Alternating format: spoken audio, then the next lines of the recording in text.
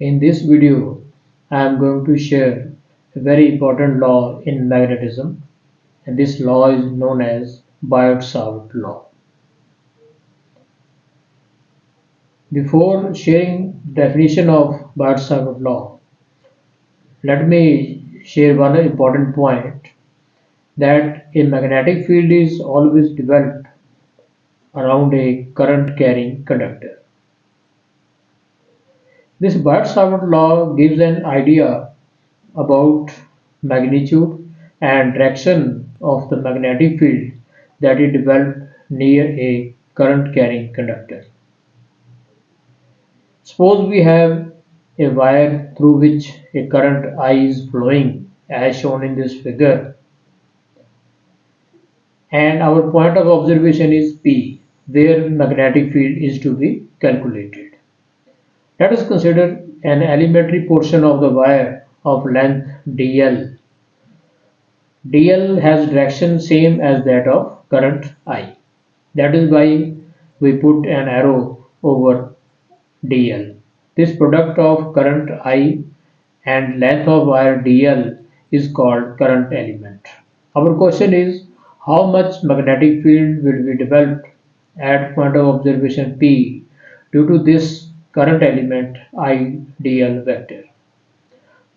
BIOT-SAVAT law says that magnitude of magnetic field at point P is directly proportional to magnitude of current, is directly proportional to length of the current element, is directly proportional to sine of the angle between dl vector and r cap.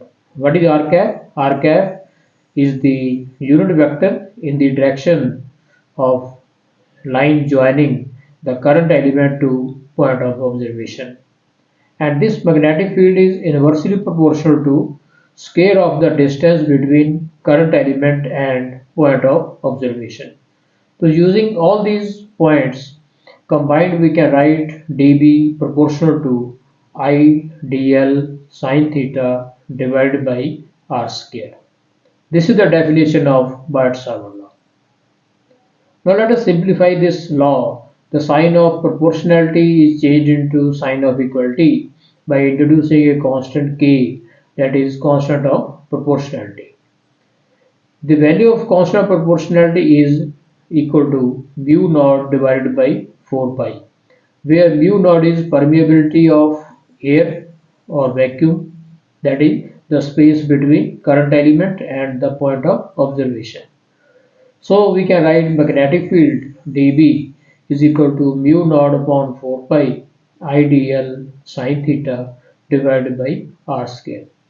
This gives us idea about how much magnetic field will be developed at point P, that is at distance r from the current element. Now because magnetic field is a vector quantity, so its direction must also be known to us. As we see in the right hand side of this relation, this right hand side I dl sine theta can be replaced by cross product of two vectors. So in vector form we can write dB vector is equal to mu naught by 4 pi I dl vector cross r cap divided by r square, because angle between I dl vector and r cap is theta, and cross product magnitude is given as a cross b is equal to ab sine theta. From this formula we can find direction of magnetic field by using right hand thumb rule for cross product of two vectors. In this case two vectors are I dl vector and r cap. If we curl the fingers of our right hand from I dl vector towards r cap, then thumb will give us the idea about direction of magnetic field dB vector. Thank you very much.